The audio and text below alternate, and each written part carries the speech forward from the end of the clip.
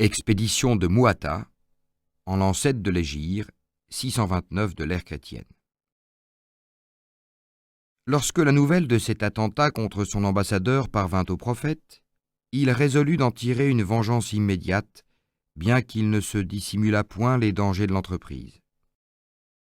Les croyants devaient avoir cette fois devant eux non seulement les Arabes de Syrie, plus nombreux que ceux du Hedjaz, mais aussi les troupes romaines qui occupaient le pays du Balka. À la tête des 3000 hommes qu'il avait rassemblés, le prophète plaça Zaïd ben Haritha.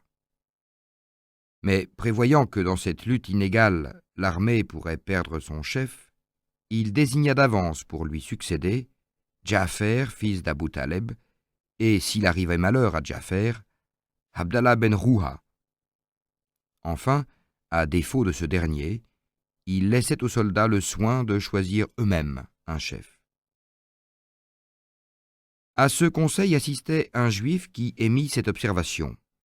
« Ô Abul Qasim, surnom de Mohammed, si vraiment tu es prophète, tous ceux que tu viens de désigner sont irrémédiablement perdus.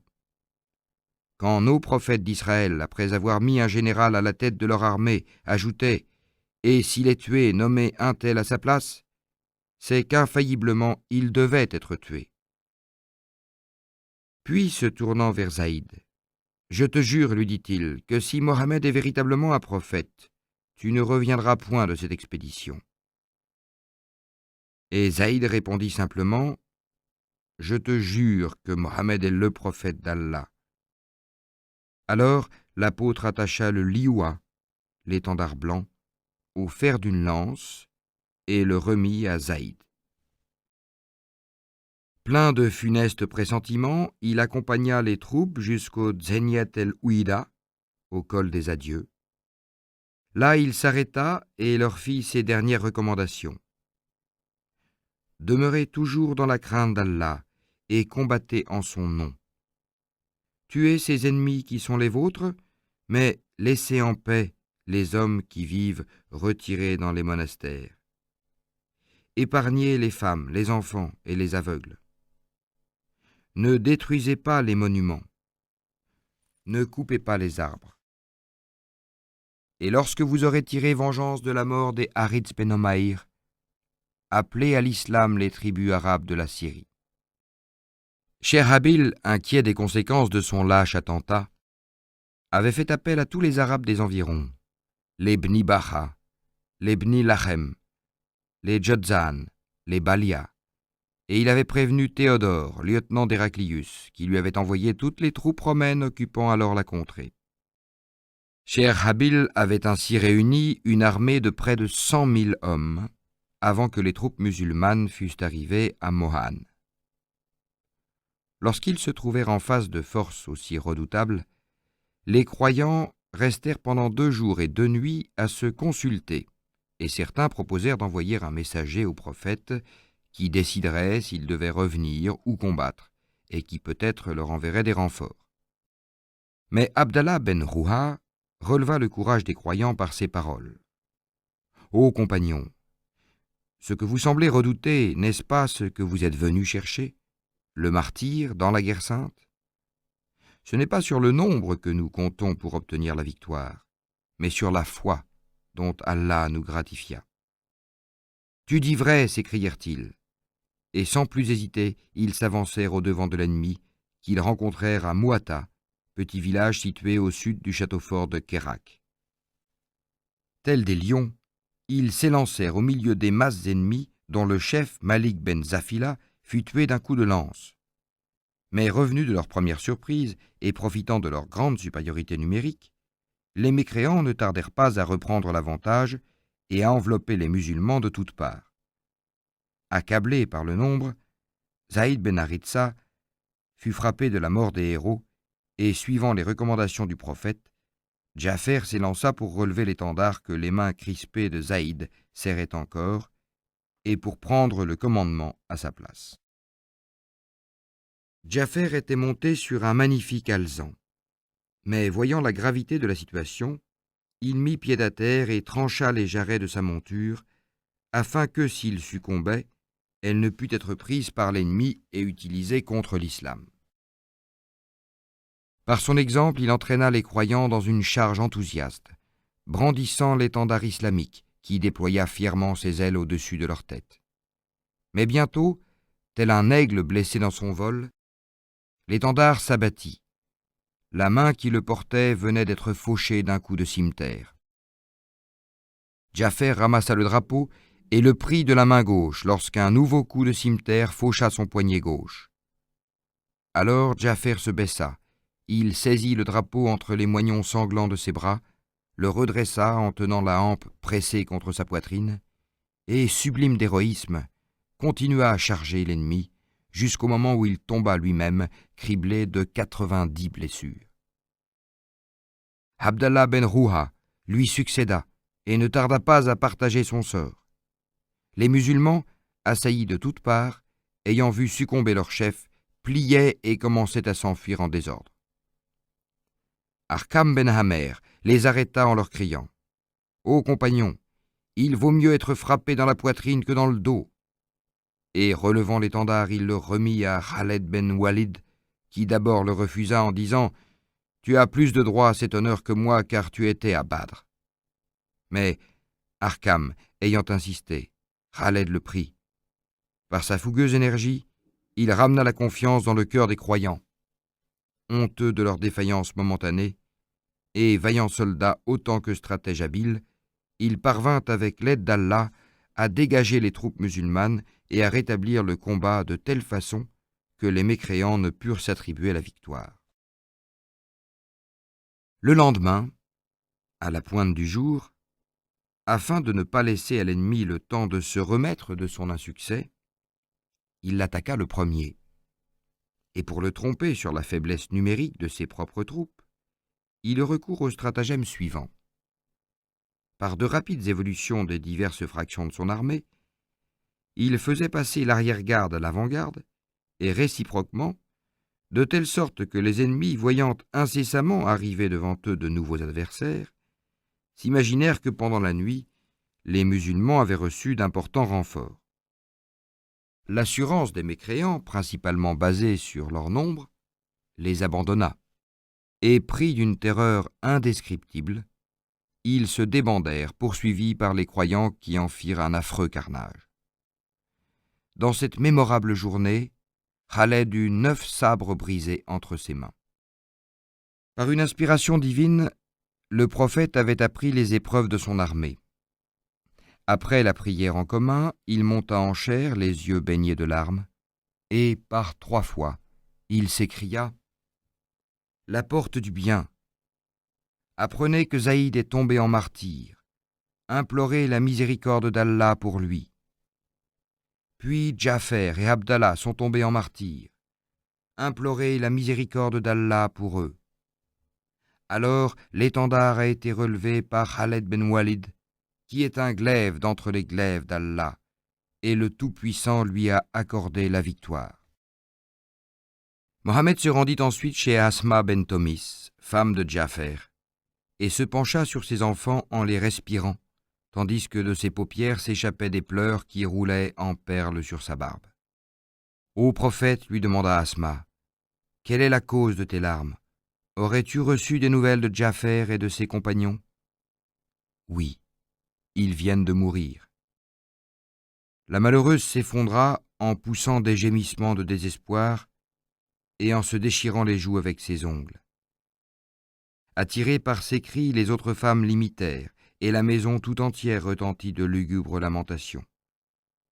Le prophète ordonna à un de ses compagnons d'imposer le silence à ces femmes en disant « Il ne convient pas de pleurer ainsi sur Ja'fer, car il a obtenu la plus belle des récompenses, et je prie Allah de le remplacer sur la terre, dans sa postérité, par les plus accomplis des enfants. » Tout à coup, il leva les yeux vers le ciel et murmura « Et sur vous, le salut et la miséricorde d'Allah. » « À qui t'adresses-tu, ô prophète ?» lui demandèrent ses compagnons. « Je viens de voir passer Ja'fer au milieu d'un cortège d'anges. Il s'élevait dans le paradis avec des ailes constellées de rubis à la place de ses mains coupées. Il m'a salué, et je lui ai répondu. Et Soheil, qui nous rapporte cette tradition, a bien soin d'ajouter « Ce ne sont là que des images.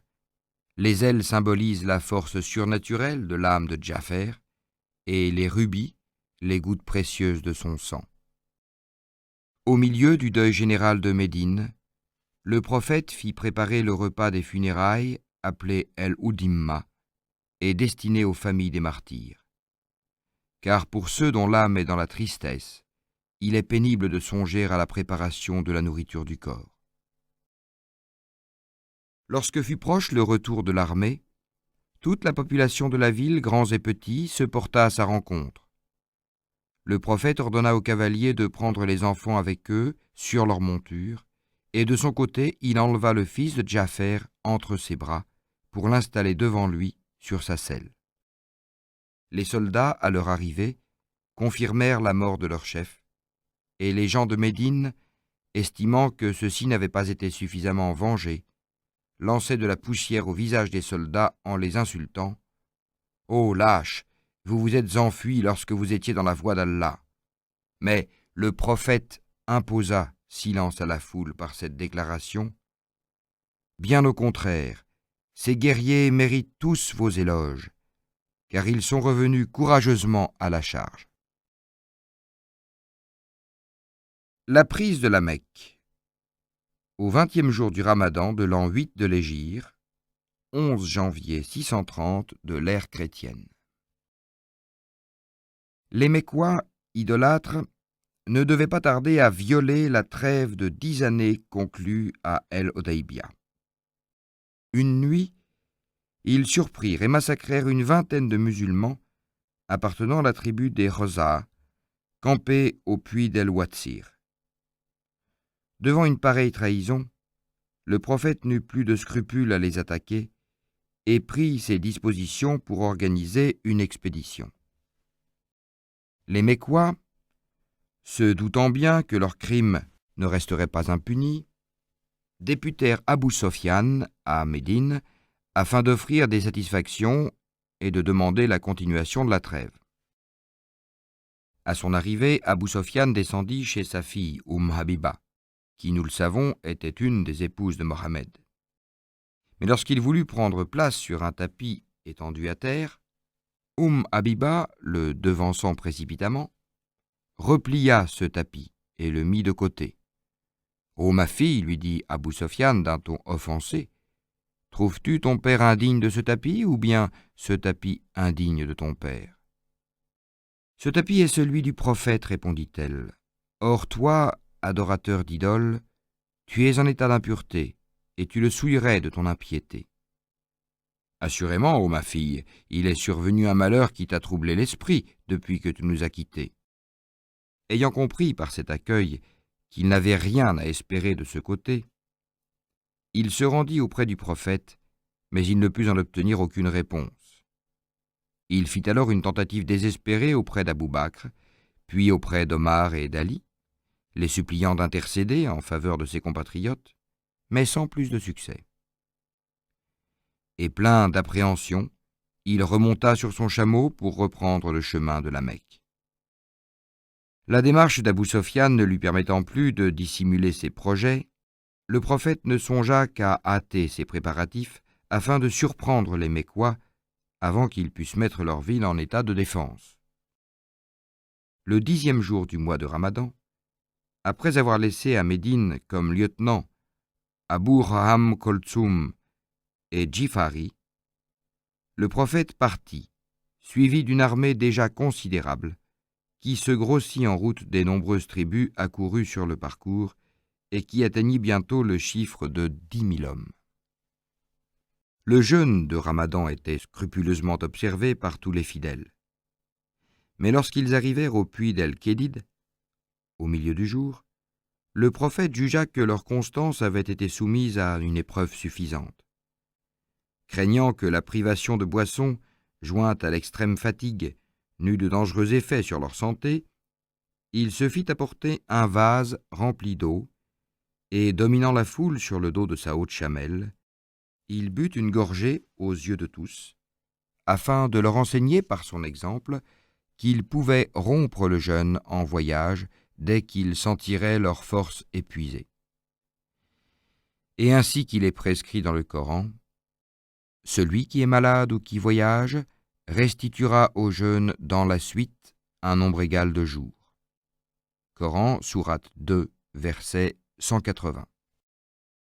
À partir de cette étape, le prophète activa tellement la marche de son armée qu'il campa à Mor el-Zohran, presque aux portes de la ville, avant que les Quraïsh eussent pu se renseigner sur l'importance des troupes musulmanes et sur la direction qu'elles avaient suivie. Abbas, oncle de Mohammed, retenu jusqu'alors à la Mecque par ses affaires et sa fonction de sikaï, avait rejoint les croyants à Djofa avec toute sa famille. La sincérité de sa conversion n'avait pu lui faire oublier son affection pour ses concitoyens et il était fort inquiet sur leur sort, dans le cas où leur attitude eût obligé Mohammed à s'emparer de la ville par un assaut meurtrier. Abbas a dit : « Lorsque le campement fut installé, je montai sur la mule blanche du prophète, et je me rendis à El-Rak, sur la route de l'Arafa, dans l'espoir d'y rencontrer soit un porteur de bois, soit un briquetier, soit un pèlerin, pour le charger de prévenir les Quraïsh en les exhortant à venir implorer la clémence d'Allah. J'avançai avec précaution dans les ténèbres, lorsque près de moi, dissimulés à mes yeux par des blocs de rochers, passèrent deux personnages qui s'entretenaient à voix basse. Étonné de voir les milliers d'étoiles d'or que les feux des fidèles faisaient scintiller sur les collines au-dessous des étoiles argentées du firmament, l'un d'eux disait : « Jamais je ne vis autant de lumière que cette nuit sur ces montagnes. Ce sont probablement les feux des Khozas, décidés à faire la guerre pour venger leurs morts. Les Khozas ne sont pas si nombreux. Non, certainement, ce ne peuvent être leurs feux, répliqua la première voix que je reconnus pour celle d'Abou Sofyan. « Ô père d'Andallah, lui criai-je. « C'est toi, ô père d'El-Fadel, que me veux-tu » répondit-il, ayant aussi reconnu ma voix. « Ô Abou Sofyan, le prophète approche, à la tête d'une armée si nombreuse que toute résistance est impossible et que demain les Quraïsh seront écrasés. Que faire? Quel conseil me donnes-tu? Si tu es pris dans le combat, ta tête sera tranchée, n'en doute pas. Mais monte derrière moi sur cette mule. Je te conduirai devant Mohammed et je l'implorerai en ta faveur. » Abou Sofyan, comprenant que c'était là pour lui l'unique espoir de salut, se résigna. Il sauta en croupe derrière moi et nous devançâmes son compagnon, Bodaïl, qui avait décidé de nous suivre. Chaque fois que la lueur d'un des nombreux foyers du camp illuminait notre groupe, sur un fond des ténèbres, les sentinelles nous arrêtaient et questionnaient. « Qui est celui-là » Mais apprenant que j'étais Abbas, oncle du prophète, et reconnaissant la mule, ils nous laissèrent passer. Tout alla bien jusqu'au moment où nous arrivâmes devant les feux du campement d'Omar. Ce dernier, s'avançant vers nous, demanda également « Qui est celui-là » Mais à cet instant, la lueur du brasier ayant frappé le visage de mon compagnon, qui se tenait serré contre moi, il le reconnut, et dans une explosion de joie, il s'écria « Ah, c'est toi, Abou Sofyan, ô ennemi d'Allah, louange au Tout-Puissant qui te livre entre nos mains sans traité ni sauf-conduit. » Et il courut vers la tente du prophète. Je mis la mule au galop et je le devançai. Je sautai à bas de ma monture et je pénétrai dans la tente de Mohammed. Mais presque au même instant, y arrivait Omar qui lui cria « Ô prophète, c'est Abou Sofyan, l'ennemi d'Allah, que le Tout-Puissant a fait tomber entre nos mains, sans traité ni sauf-conduit. Charge-moi de lui trancher la tête. » J'intervins. « Ô prophète, je l'ai pris sous ma protection. Personne ne l'approchera cette nuit, si ce n'est moi. » Et Omar, manifestant une haine encore plus exaltée, je lui dis « Doucement, ô Omar, si Abou Sofyan était un des Bni Adi ben Ka'ab, tes parents, tu n'agirais pas ainsi. Mais il est un des Bni Abd Menaf, parents du prophète, ne l'oublie pas. » Omar répliqua « Doucement, ô Abbas, ta conversion, sache-le, me causa plus de plaisir que ne m'en eût causé celle de mon père, El-Ketab, mort dans l'idolâtrie. et cela pour l'unique raison que le prophète tenait plus à ta conversion qu'à celle de mon père. » L'envoyé de Dieu mit fin à notre discussion par ces mots: « Emmène Abou Sofiane au Abbas, et demain, à la première heure, tu reviendras avec lui. » J'obéis. Abou Sofiane passa la nuit en pleine sécurité dans mon campement. Mais voyant tous les musulmans se lever d'un même mouvement à la première lueur de l'aube, il fut saisi d'inquiétude. « Ô père d'El-Fadel, me dit-il, que veulent-ils? En ont-ils à ma vie ?» « Rassure-toi, lui répondis-je, ils ne veulent que la prière. » Et au spectacle de ces 10 000 hommes, mystérieusement éclairés par les reflets roses de l'aurore, suivant religieusement chacun des gestes du prophète, s'inclinant lorsqu'il s'inclinait, et se prosternant lorsqu'il se prosternait, il ne put retenir cette exclamation: « Par Allah, je n'ai jamais vu de roi obéi comme cet homme, ni Khosroès, ni César, ni aucun des plus puissants monarques de l'univers. » « Viens, lui dis-je lorsque la prière fut achevée.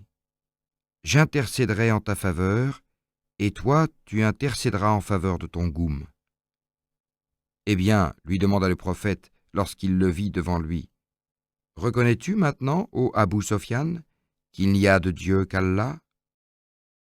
Par mon père et ma mère, combien tu es patient, généreux et conciliant. Oui, je le reconnais. S'il était avec Allah des dieux autres que lui, il m'aurait apporté quelque secours. Et reconnais-tu que je suis le prophète d'Allah? Par mon père et ma mère, quant à cela, il subsiste encore quelques doutes en mon esprit. Je verrai plus tard. Malheur à toi, ô Abou Sofiane, m'écriai-je, indigné par cette réponse. Hâte-toi de témoigner l'entière vérité, sinon je te retire ma protection et ta tête tombera. Abou Sofiane hasarda encore quelques objections. Et que ferai-je de la statue d'El-Ozza qui est dans ma maison? Tu la jetteras dans les latrines, cria une voix irritée, celle d'Omar, qui écoutait derrière l'étoffe de la tente, espérant recevoir l'ordre de mettre à mort celui qui avait été l'ennemi d'Allah. Malheur à toi, ô Omar, tu es un homme indécent, lui répondit-il. Laisse-moi m'accorder avec le fils de mon oncle. Décidé alors, il prononça intégralement la profession de foi islamique, en même temps que son compagnon Bodaïl, qui venait de nous rejoindre. Je fis remarquer au prophète: « Tu sais combien Abou Sofiane est porté vers l'orgueil. Accorde-lui une prérogative quelconque, et il nous sera définitivement attaché. » Il approuva mon idée, et fit aussitôt proclamer: « Celui qui se réfugiera dans la maison d'Abou Sofiane y sera en sécurité. Celui qui se réfugiera dans le temple y sera en sécurité. Celui qui jettera ses armes et fermera sur lui la porte de sa demeure y sera en sécurité. » Puis il me dit: « Ô Abbas, arrête Abou Sofiane à l'étranglement de la vallée, sur la pointe de la montagne, afin que sous ses yeux défilent tous les guerriers d'Allah. » J'obéis et je me postai avec Abou Sofiane sur un des rochers qui surplombent l'issue de la vallée. Successivement, passèrent les guerriers des Solaïm, des Mosaïnas, des Bni Gifar, des Bni Kab, des Kinanas, des Johinas, etc. Et mon compagnon, malgré tous ses efforts, ne pouvait dissimuler l'impression que lui causait le nombre des croyants. Lorsqu'il aperçut les Hajjaz, il s'écria: « Oh, ceux-là étaient pourtant les plus acharnés d'entre les ennemis du prophète. » « Oui, lui répondis-je, mais Allah fit pénétrer l'islam dans leur cœur par un effet de sa générosité. » Enfin parut le prophète, entouré de sa garde d'élite, composée d'Ansars et de Muhadjir, et surnommé El-Hadra, la garde sombre. À la vue de ces soldats entièrement revêtus de sombres armures, auxquelles le soleil arrachait d'aveuglantes étincelles, Abou Sofiane eut un sursaut de terreur. « Par Dieu, ô Abbas, qui sont ceux-là ? » C'est le prophète avec ses compagnons Ansar et Muhajirs. Oh, nul ne pourra tenir en face de pareils guerriers. Ô Abbas, en vérité, le fils de ton frère resplendit ce matin d'une majesté de roi glorieux. Sa majesté n'est pas celle d'un roi, ô Abou Sofiane, c'est celle d'un prophète. Et maintenant, tes yeux t'ayant convaincu que toute résistance serait une folie, hâte-toi vers les tiens, afin de les préserver du malheur par tes conseils. Sans plus tarder, Abou Sofiane partit dans la direction de la ville, où dès son arrivée, il fut entouré par la foule anxieuse qui l'accabla de questions. « Ô assemblée des Quraïch, leur cria-t-il, Mohammed arrive sur vous avec une armée telle que vous ne pouvez espérer lui résister un seul instant. » Sa femme, Hinda, exaspérée de l'émotion provoquée par cette nouvelle, l'empoigna par sa barbe pour le faire taire et hurla « N'écoutez point ce vieux fou, ce traître, tuez-le » Mais se dégageant des griffes de la mégère, Abou Sofiane continua « Malheur à vous, si vous vous laissez égarer par cette femme. Je vous le répète, vous êtes perdus sans rémission si vous songez à la résistance. » Puis avec fierté il ajouta « Tous ceux qui se réfugieront dans la demeure d'Abou Sofiane seront en sécurité. »« Que Dieu te fasse périr, lui répliqua-t-on de toutes parts. Comment ta maison pourrait-elle nous offrir un asile à tous ?» Alors, il se décida à publier ce que, dans son orgueil, il avait intentionnellement omis. Seront également en sécurité ceux qui se réfugieront dans le temple et ceux qui, après avoir déposé leurs armes, se renfermeront dans leur demeure. Entrée du prophète à la Mecque. À Tzoutoua, le prophète arrêta sa monture et à la vue de la Mecque, dans laquelle il espérait entrer victorieux sans avoir à verser le sang de ses compatriotes, il rendit grâce au très généreux et s'inclina profondément jusqu'à ce que sa barbe touchât le devant de sa selle. Ensuite, il disposa ses troupes pour l'occupation de la ville. Zoubir devait pénétrer par la route de Koda, Khaled ben Walid par les faubourgs du nord, Abu Obida par les faubourgs de l'ouest, Saad ben Obada par le col de Keda. Mais ce dernier, ayant dans son ardeur laissé échapper cette exclamation « Aujourd'hui est le jour du carnage, licite jusque dans l'enceinte sacrée », Mohammed chargea Ali de lui retirer le commandement et de prendre le drapeau à sa place. Zoubir, Ali et Obida ne rencontrèrent aucune résistance et occupèrent sans coup férir les quartiers qui leur avaient été assignés. Quant à Khaled, au moment où il pénétrait dans les faubourgs, une volée de flèches s'abattit sur ses troupes, tuant plusieurs de ses hommes. Ces flèches étaient décochées par une embuscade organisée par Sofwan ben Ummia et Ikrima, derrière les rochers de Djebel Khendama. Sans hésiter, Khaled entraîna ses soldats à l'assaut de cette position. Il mit les ennemis en déroute, en massacra un grand nombre, et poursuivit l'épée dans les reins, les survivants qui s'enfuirent les uns dans la direction du temple, les autres dans celle de la mer. De la hauteur d'El Hadjoun, où il venait d'arriver, le prophète aperçut les éclairs des lances et des glaives et s'écria « Que vois-je?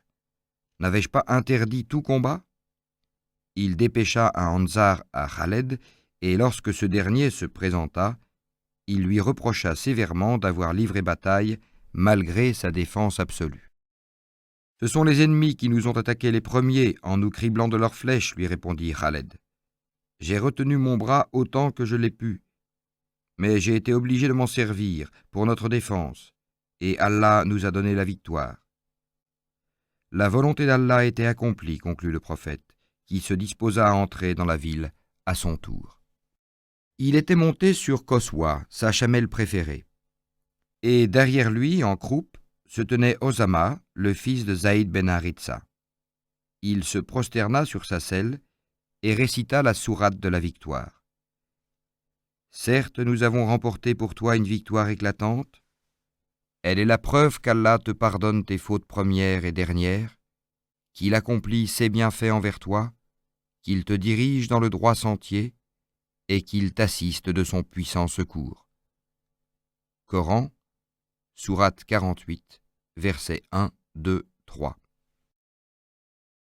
Par-dessus le voile à raies rouges qui recouvrait sa tête, le prophète enroula un turban noir dont il laissa pendre une des extrémités entre ses épaules. Il se rendit à la Kaaba pour accomplir le tawaf, sans descendre de sa monture, et il salua la pierre noire en la touchant du bout d'un bâton recourbé. Il mit ensuite pied à terre pour entrer dans le sanctuaire, mais à la vue des idoles qui le déshonoraient, il recula d'horreur. Devant une image d'Abraham tenant entre ses mains des flèches divinatoires, il s'écria « Que Dieu anéantisse ceux qui ont représenté nos ancêtres Abraham consultant le sort par les flèches. » Et il ordonna la destruction de cette image impie. De ses propres mains, il brisa une colombe en bois sculpté, et il entra en proclamant « Allah est le plus grand ». Alors il se dirigea vers les 360 idoles rangées autour du temple, et commençant par la plus grande, celle de Obal, il lui perça les yeux de son bâton recourbé en disant « La vérité est venue, l'erreur est périssable. » Et l'idole tomba sur le visage, se brisant en 1000 fragments. Successivement, il passa devant les autres idoles, qui subirent le même sort. Une seule restait debout, celle des Rosas, qui était faite de bronze et d'émail, et se dressait superbement sur la terrasse du temple. Le prophète dit à Ali, « Agenouille-toi. » Puis, étant monté sur ses épaules, « Lève-toi. » Mais Ali ne put se redresser malgré toute sa vigueur. Il se sentait accablé par un poids surnaturel, celui de la prophétie. Ce que, voyant, le prophète descendit, s'agenouilla à son tour et dit à Ali, « Monte sur mon dos pour détruire cette idole. » Plein de confusion, Ali refusait, mais sur l'insistance de Mohammed, il obéit. Ali a dit, « Je posai mes pieds sur les épaules du prophète, qui se redressa, et je me sentis soulevé par une force inconnue qui m'eût permis d'atteindre le ciel si je l'eusse tenté. » L'idole était scellée par des tiges de fer, mais à ces mots du prophète, « La vérité est venue, l'erreur a disparu », elle s'ébranla sans le moindre effort de ma part, et précipitée sur le sol, elle s'anéantit en poussière. La foule, remise de sa frayeur, était sortie peu à peu des maisons, et, muette de stupeur, elle assistait à la destruction de ces dieux impuissants. Lorsque tout vestige d'idolâtrie eut disparu, le prophète se retourna vers la Kaaba en proclamant « Il n'y a de Dieu qu'Allah, il n'a pas d'associé, il a accompli sa promesse en secourant son serviteur et en dispersant ses ennemis. » Puis, s'adressant aux Mecquois, « Ô assemblée des Koraïch, comment pensez-vous que je vous traiterai ? Avec générosité, ô frères généreux, fils d'un homme généreux, lui répondirent-ils, pleins d'anxiété. Allez, leur dit-il, vous êtes libérés. Ils étaient esclaves et captifs, d'après les lois de la guerre. Le prophète n'accepta de cette magnanime amnistie que 11 hommes et 6 femmes, dont la conduite avait été impardonnable, et il ordonna de les mettre à mort en quelque lieu qu'on les rencontrât. Cette sentence fut exécutée sur le champ pour plusieurs d'entre eux, parmi lesquels Awarit, qui avait odieusement brutalisé Fatimma, fille du prophète et femme d'Ali, lorsqu'elle émigra de la Mecque. Pour affirmer sa nouvelle autorité, Mohammed résolut de nommer immédiatement les 2 plus importants fonctionnaires de la Mecque, l'intendant de la Kaaba et celui de Zemzem. Il fit réclamer à Othman ben Talha les clés du temple, mais celui-ci, après avoir rageusement fermé les portes, emporta les clés dans sa maison. Le prophète les lui fit arracher par la force et songea à les confier à son oncle Abbas, qu'il venait de confirmer dans ses fonctions de Sikaï ou intendant de Zemzem. Mais une révélation l'arrêta dans son intention, lui ordonnant de rendre la charge d'intendant du temple à son ancien possesseur. Il chargea donc Ali de rapporter les clés à Othman et de lui dire « Ô fils de Talha, reprends les clés avec la charge d'intendant de la Kaaba. » Et ce dernier, ému par cette générosité dont il était si peu digne, s'empressa de l'assurer de sa sincère reconnaissance et de son absolue fidélité. À ce moment, un groupe touchant s'approcha. C'était celui d'Abu Qahafa, vieillard aveugle et courbé sous le poids de ses 87 années, s'appuyant sur l'épaule de son fils, Abu Bakr. « Pourquoi n'as-tu pas laissé ce noble vieillard dans sa demeure, où j'eusse été lui rendre visite ?» dit le prophète à Abu Bakr. « Il était juste qu'il vînt à toi, et non que toi, tu allasses à lui, » répondit ce dernier. Plein d'attention, Mohammed fit asseoir le vénérable aveugle à ses côtés, lui passant affectueusement la main sur sa poitrine, et il accueillit avec joie sa conversion que celui-ci était venu lui annoncer. Le prophète à Safa.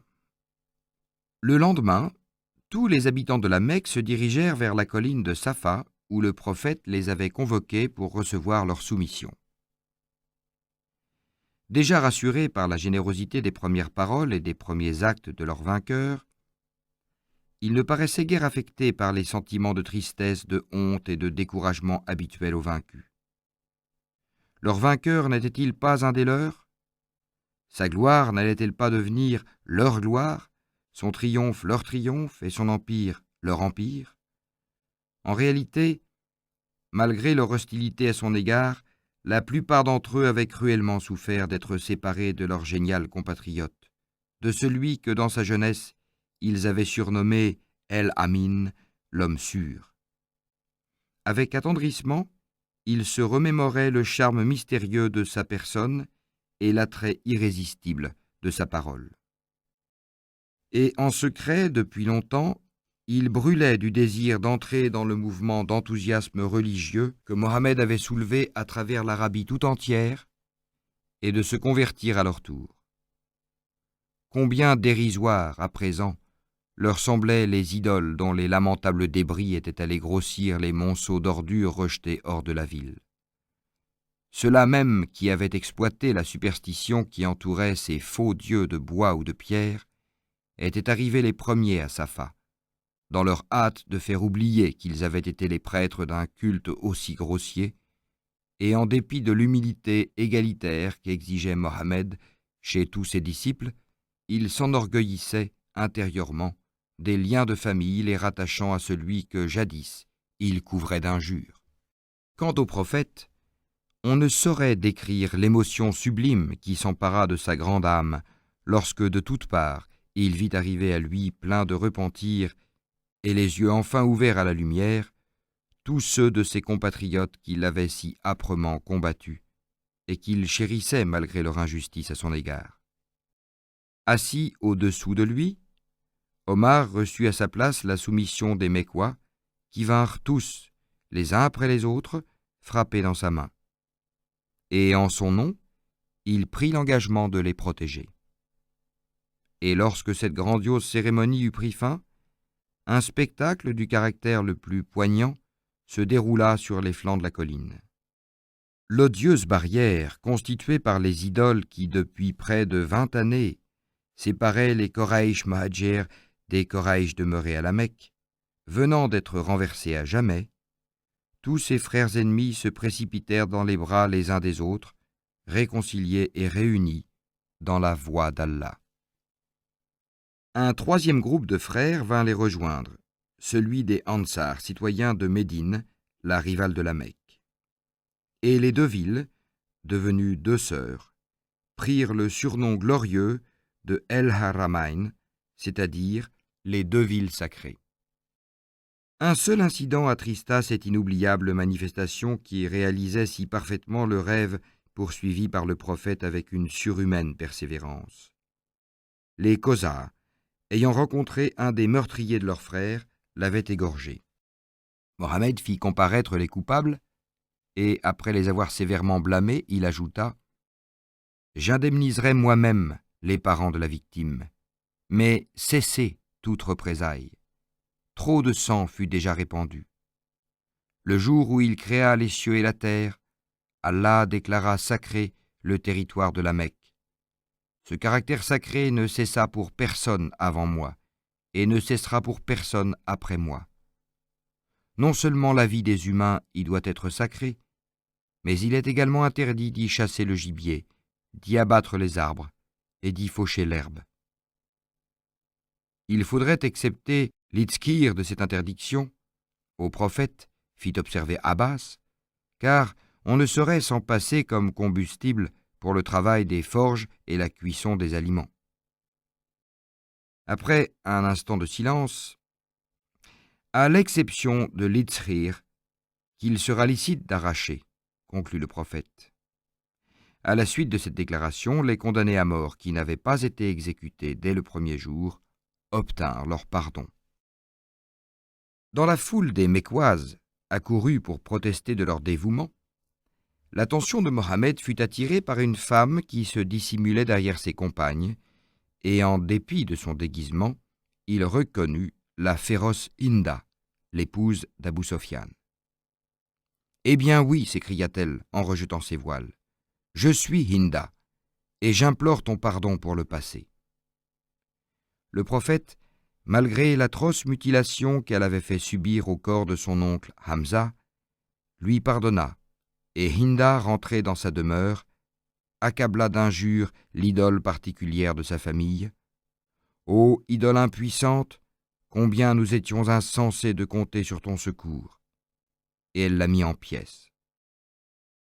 Ikrima, fils d'Abu Jahel, qui avait dirigé l'embuscade contre Khaled, s'était enfui vers la mer.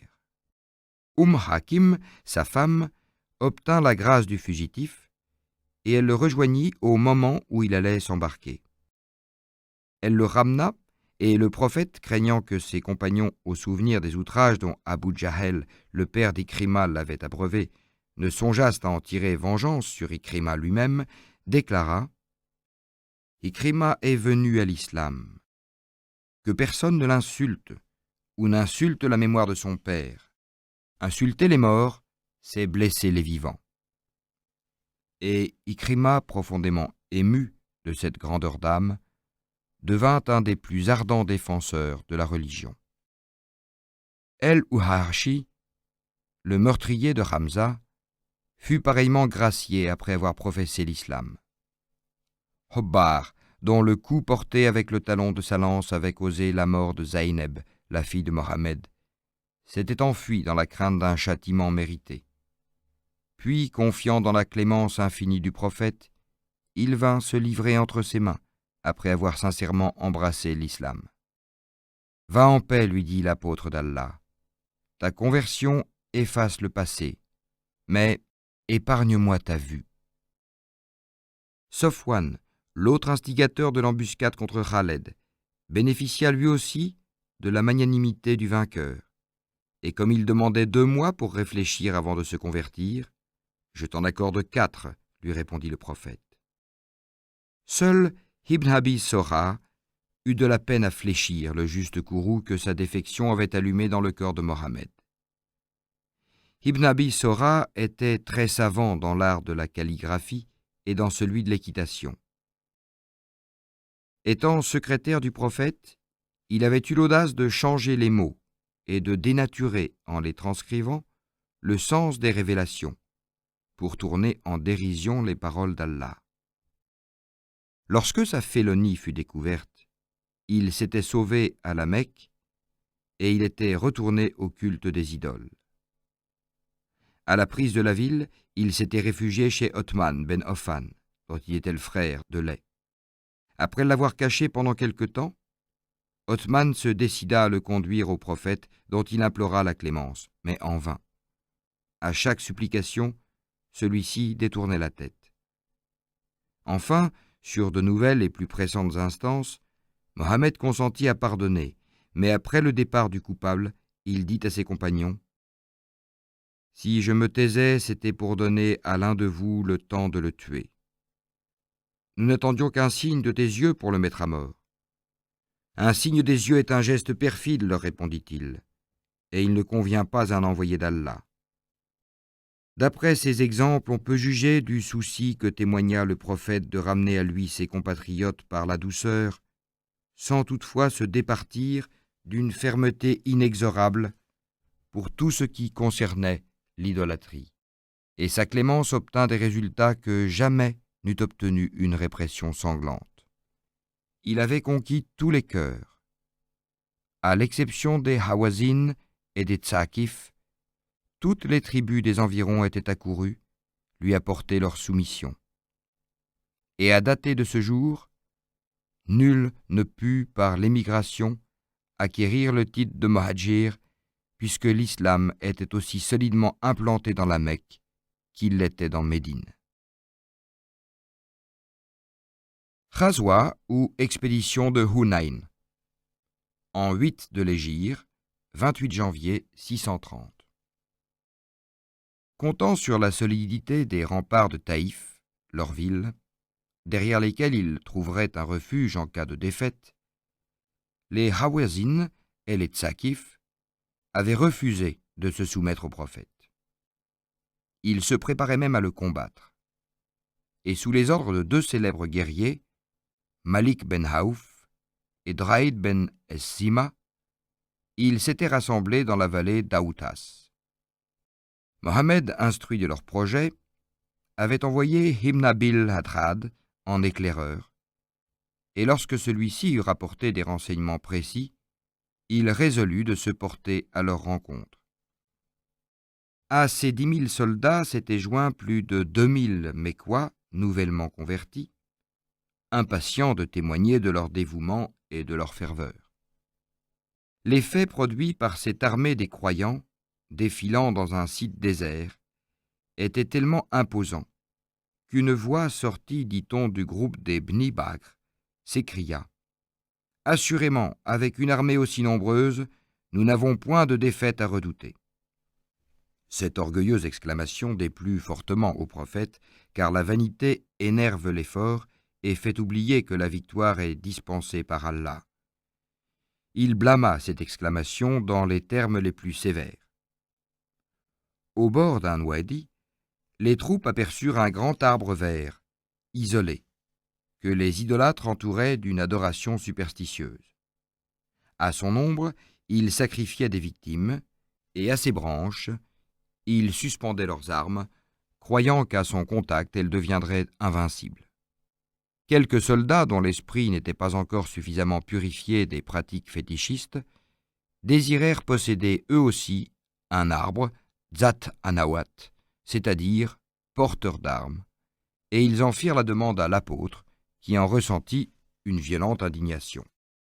« Votre demande, leur répondit-il, est aussi abominable que celle des Bni Israël, lorsque, sauvés miraculeusement de l'armée de Pharaon et des flots de la mer, ils demandèrent à Moïse une idole à forme humaine.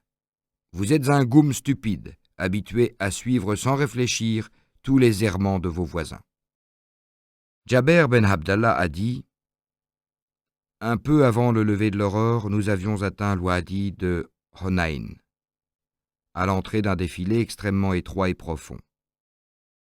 Tout à coup, tandis que nous nous trouvions encore dans l'ombre des hautes falaises, les premiers rayons du soleil illuminèrent de l'autre côté des gorges un spectacle qui fit bondir nos cœurs d'impatience.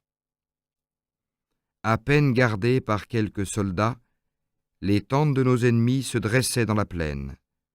Entre elles circulaient les femmes et les enfants, et autour d'elles, d'innombrables troupeaux de moutons et de chameaux se disposaient à partir au pâturage. Sans attendre les ordres du prophète, surexcités par l'espoir du butin, nous entrâmes à la hâte dans ce défilé, tellement resserré que nous y étions pressés épaule contre épaule. À peine l'armée tout entière s'y trouva-t-elle engagée, qu'un long bruissement se fit entendre dans les airs, et semblable à des vols immenses de sauterelles, des nuées de flèches obscurcirent le ciel et s'abattirent sur nous, décochés des 2 crêtes surplombant les falaises. Nous étions tombés dans une embuscade tendue par l'astucieux Doraïd. Sous les morsures de ces flèches, dont nous ne pouvions nous préserver, dont aucune ne tombait à terre, et qui s'enfonçaient en sifflant dans la chair des hommes ou de leurs montures, l'affolement s'empara de nous. Et l'attaque de nos ennemis qui nous attendaient dissimulés à la sortie du ravin, et qui nous chargèrent avec des hurlements sauvages, provoqua une panique indescriptible. Nous tournâmes les brides de nos chameaux, qui poussaient des grognements lugubres en secouant leurs longs coups hérissés de flèches. Dans la mêlée, ils s'accrochaient par les jambes les uns les autres et roulaient à terre avec leurs cavaliers, immédiatement écrasés sous les piétinements des fuyards. Tandis que les archers continuaient à nous accabler de leurs traits, nous trouvâmes l'entrée du défilé barrée par un autre parti d'ennemis qui nous avait laissé passer et qui nous guettait au retour. À leur tête se tenait un soldat des Hawazin, monté sur un énorme chameau rouge, armé d'une lance sur laquelle il avait fixé un drapeau noir. À chaque croyant qui passait devant lui, il abaissait sa lance pour le transpercer, et si par hasard il manquait son coup, avec son drapeau relevé, il faisait signe à ceux qui le suivaient de le rattraper et de le mettre à mort. La défaite semblait irrémédiable, et déjà d'anciens ennemis du prophète, dont le cœur était encore plein de rancune, commençaient à se réjouir de la situation critique des musulmans. « Leur fuite ne s'arrêtera que devant le rivage de la mer », s'écria Abu Sofyan, qui se mit à consulter ses flèches divinatoires emportées en cachette dans son carquois. « La sorcellerie de Mohammed est impuissante en ce jour », s'écria à son tour Kelda ben el-Hanbal, mais son frère Sofwan, bien qu'il ne fût pas encore musulman, lui imposa silence par ces mots. « Qu'un bâillon ferme ta bouche.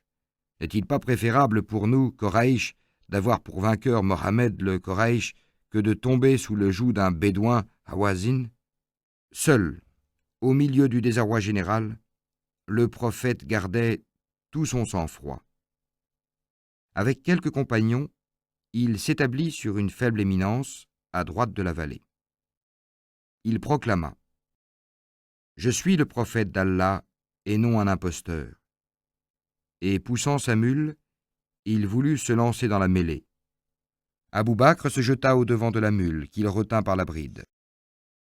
Alors, pour tâcher d'arrêter la débandade de ses troupes, Mohammed donna à Abbas l'ordre de crier : « Ô compagnons Ansar et Muhajir, ô vous qui avez prononcé le serment sous l'arbre à El-Odaïbia !» Abbas obéit, et lorsque du haut d'un rocher sa voix puissante eut porté aux fuyards l'appel du prophète, ceux-ci se sentirent saisis d'une immense confusion, et se reprenant, ils répondirent : « Nous voici à toi, nous voici à toi. » Mais comment arrêter un semblable torrent de gens et de bêtes en fuite, enserrés entre les 2 parois verticales du ravin? Les fidèles avaient beau frapper les chameaux, leur tordre l'encolure en tirant la bride dans le sens opposé, ceux-ci continuaient à fuir à grands bonds dans la même direction. Alors, suspendant le bouclier à leur cou, les guerriers d'Allah sautèrent à bas des montures qu'ils abandonnèrent dans leur voie, et dégainant leurs épées, ils retournèrent en arrière pour reprendre le combat. Se dressant sur ses étriers, le prophète s'aperçut avec joie du changement de la situation, et à la vue des guerriers innombrables qui se précipitaient dans la bataille ardente, il s'écria : « La fournaise est allumée. » Ali, accompagné d'un Ansar, résolut de mettre fin aux exploits du bédouin Hawazin, qui brandissait orgueilleusement sa lance ornée d'un drapeau noir. D'un coup de cimeterre, il trancha les jarrets de son chameau, et au même instant, l'Ansar abattit le mécréant en lui fendant la jambe du talon jusqu'au genou. Puis il l'acheva lorsqu'il fut étendu sur le sol. À ce retour offensif des musulmans, qu'ils croyaient avoir écrasés, une folle terreur s'empara des idolâtres, et à leur tour ils commencèrent à se débander. Mohammed ordonna à sa mule de se coucher. Celle-ci plia les jarrets jusqu'à ce que son ventre reposât sur la terre. Alors, ramassant une poignée de poussière, il la lança comme à battre dans la direction des ennemis, dont la fuite se changea en déroute éperdue.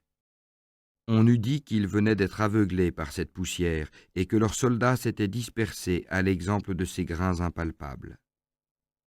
Certes, Allah vous a secouru en maints endroits, et à la journée de Honaïn, où vous vous enorgueillissiez de votre grand nombre, qui ne vous servit de rien, quelque vaste qu'elle fût, la terre était devenue pour vous trop étroite. Vous aviez tourné le dos et pris la fuite. Alors Allah fit descendre sa protection sur son apôtre et sur les croyants. Il fit descendre des armées que vous ne voyiez pas, et il châtia les mécréants. Coran, sourate 9, versets 25-26.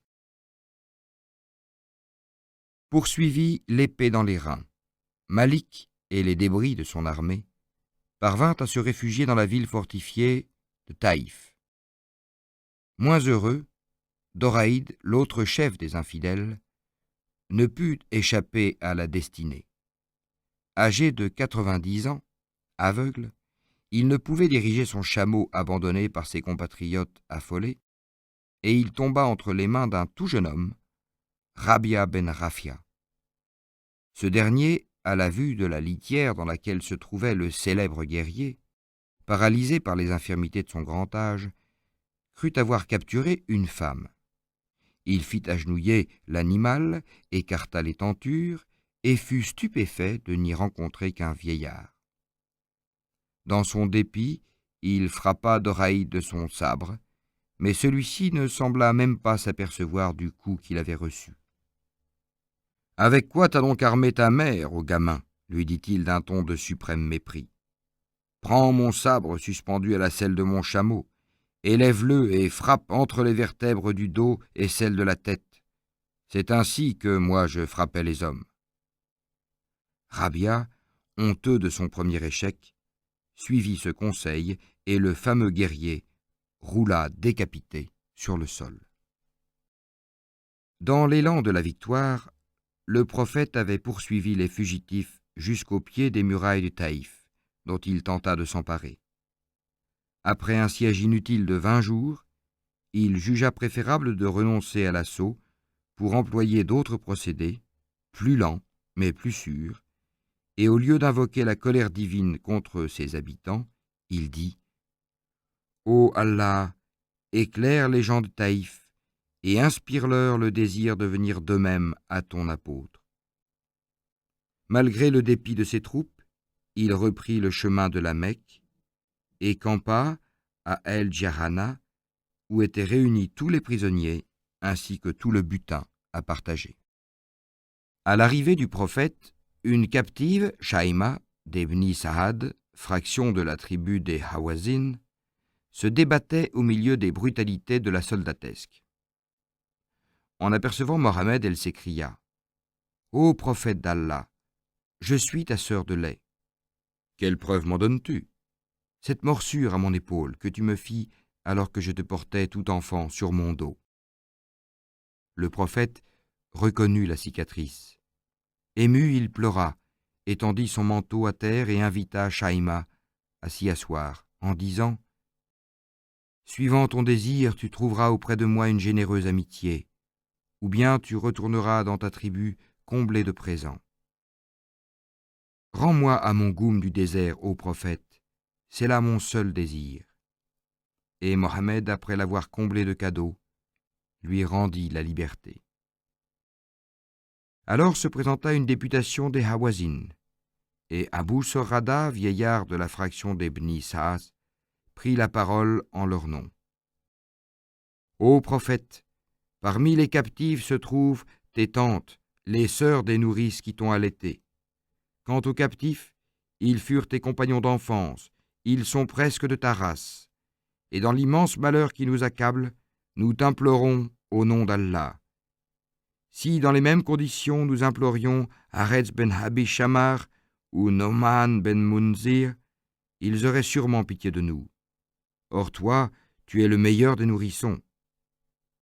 Que préférez-vous, vos familles ou vos biens? Leur demanda Mohammed, ayant peine à dissimuler son attendrissement. Ô prophète, rends-nous nos femmes et nos enfants. Ils nous sont autrement chers que nos biens. Tous les captifs et toutes les captives qui appartiennent au Bni Muttaleb, je vous les rends, proclama-t-il d'une voix haute. Mais ceux qui sont à nous appartiennent à l'apôtre d'Allah, s'écrièrent aussitôt les Muhadjirs et les Ansar. Et tous les captifs, au nombre de 6 000 environ, furent ainsi rendus aux députés Hawazin. Seule la famille de Malik ben Aouf fut exceptée de cette mesure. Mais Mohammed chargea ceux qu'il venait de libérer de lui faire cette proposition. Si Malik vient à moi et se convertit à l'islam, je lui rendrai sa famille, ses biens, et de plus, je lui ferai don de 100 chameaux. Malik accepta. Secrètement, il sortit de Taïf, et s'étant converti, il manifesta des sentiments si sincères que le prophète le chargea du commandement de tous les musulmans de la contrée. C'était le meilleur moyen de vaincre la résistance des habitants de Taïf. En effet, fier de cette investiture, disposant de troupes soulevées par la foi, ce chef expérimenté continua la guerre contre les Tsakif et, rasiant impitoyablement tous leurs troupeaux et toutes leurs caravanes, les affamant derrière les remparts de leur ville, il les obligea bientôt à venir implorer à leur tour la clémence du prophète, et ils se convertirent à l'islam. Le butin était considérable, 24 000 chameaux et 40 000 moutons environ.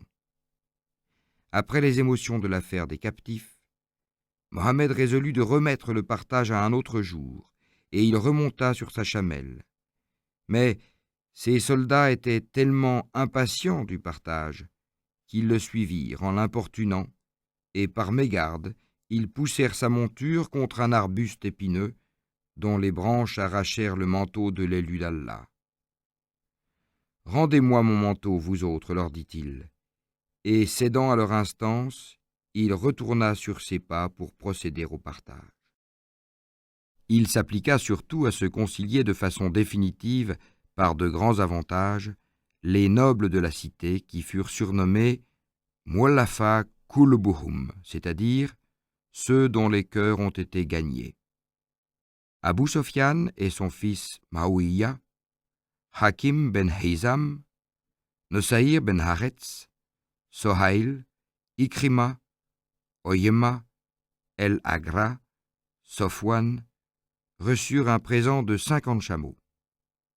Mais ces différences de traitement soulevèrent des protestations.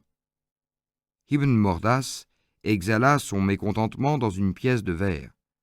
Ma part du butin et celle d'El-Hobid ont été distribuées à Oyema et à El-Agra, et pourtant, El-Hassan et El-Abbès, leur père, n'étaient au-dessus de mon père dans aucune assemblée. Le prophète le fit venir et lui dit : « Est-ce toi qui as composé ce vers ? Ma part du butin et celle d'El-Hobid ont été distribuées à El-Agra et à Oyema. » Intervertissant la place des deux derniers mots sans s'apercevoir qu'il brisait ainsi la mesure du vers. Allah a dit dans le Coran : « Nous n'avons pas enseigné la versification à notre apôtre. » Sourate 36, verset 69. Abou Bakr le lui fit remarquer. « Peu importe, répondit-il, le sens reste le même. » Et il lui ordonna, pour couper la langue au poète, de donner satisfaction à ses réclamations. Un arabe des Tamines, Dzul Huizira, osa dire à l'envoyé d'Allah : « Tu n'as pas été juste dans le partage. » Omar bondit. « Je vais trancher la tête de cet insolent » s'écria-t-il. « Non, laisse-le aller dans sa voie » lui répondit simplement Mohammed. Quelles ressources d'habiles politiques le prophète ne dut-il pas en effet déployer pour ménager toutes les susceptibilités dans le partage de ses richesses et pour éviter de provoquer de dangereuses jalousies entre ses disciples. Et pourtant, tout le butin allait être distribué sans qu'il parût avoir songé à ses dévoués Ansar. Ceux-ci s'attendaient naturellement à être parmi les premiers récompensés, et avec une surprise croissante, ils voyaient attribuer ces largesses aux Quraïch et aux Bédouins, sans qu'eux-mêmes y eussent la moindre part. Enfin, il ne resta plus rien à distribuer, et ils échangèrent entre eux des propos remplis d'amertume. Par Allah, le prophète ne songe qu'à son goum, et maintenant que grâce à notre aide, il est rentré victorieux dans sa patrie, il nous oublie et nous abandonne. Sa'ad ben Obada, ayant entendu ces paroles, courut les répéter à Mohammed qui lui dit « C'est bien, réunis les Ansar. » Quand ils furent rassemblés, le prophète se présenta devant eux. « Ô assemblée des Ansar, leur dit-il, j'ai eu connaissance de l'amertume de vos paroles et de la tristesse de vos âmes. Ne suis-je pas venu à vous alors que vous étiez égarés, et Allah ne vous a-t-il pas conduit dans le droit sentier? Vous étiez malheureux, et Allah ne vous a-t-il pas enrichi? Vous étiez les ennemis les uns des autres, et Allah n'a-t-il pas réconcilié vos cœurs? C'est vrai, répondirent-ils d'une même voix. Allah et son apôtre sont les plus compatissants et les plus généreux. Mais, ajouta-t-il, ne m'avez-vous pas, de votre côté, accueilli avec compassion et générosité alors que j'étais émigrant et sans asile? Et ne seriez-vous pas en droit de me dire « Tu étais traité d'imposteur et nous avons cru en toi. Tu étais sans force et nous t'avons aidé à triompher. Tu étais sans fortune et nous t'avons enrichi. » Non, protestèrent tous les membres de l'Assemblée. Nous te sommes redevables de tout. Et toi, tu ne nous es redevable de rien. Alors reprit-il, comment, ô compagnons Ansar, avez-vous pu éprouver dans vos cœurs quelque affliction au sujet des biens passagers de ce monde, dont j'ai gratifié certains personnages pour les fortifier dans leur foi vacillante, tandis que je vous savais inébranlable dans votre foi? Ne savez-vous pas que ces gens ne s'en retournent chez eux qu'avec des chameaux et des moutons, tandis que vous ramènerez avec vous le prophète d'Allah dans vos demeures? Par celui qui tient l'âme de Mohammed entre ses mains, si les tribus arabes se retiraient dans une vallée et les Ansar dans une autre, je suivrai la vallée des Ansar.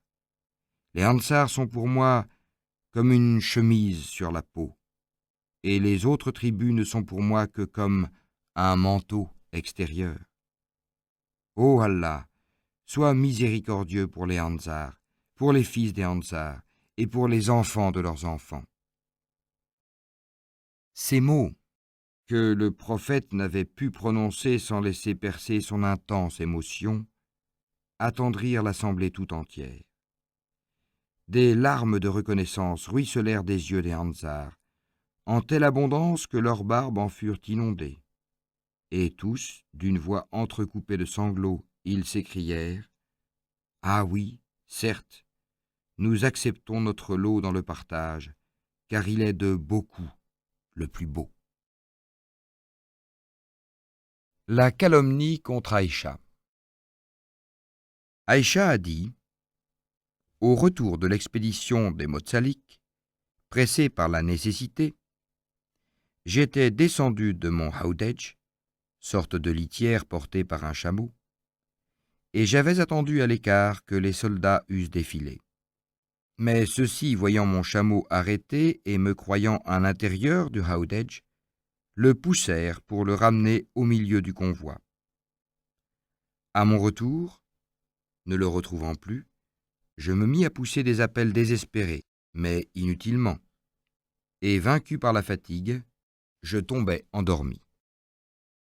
Un soldat de l'arrière-garde, Safwan ben el-Mohatel, m'aperçut, me reconnut et s'écria « Nous sommes à Allah et à lui nous devons retourner. » Cette exclamation m'ayant réveillé, il fit approcher son chameau sur lequel il m'aida à monter et qu'il conduisit par la bride jusqu'à ce que nous eûmes rejoint le prophète. Les mauvaises langues s'emparèrent de l'incident et attribuèrent de honteux motifs à cette rencontre. Malgré la protestation d'innocence de l'inculpé, Mohammed sentit le soupçon mordre son cœur, et il s'éloigna d'Aïcha, à la grande confusion d'Abou Bakr, son beau-père.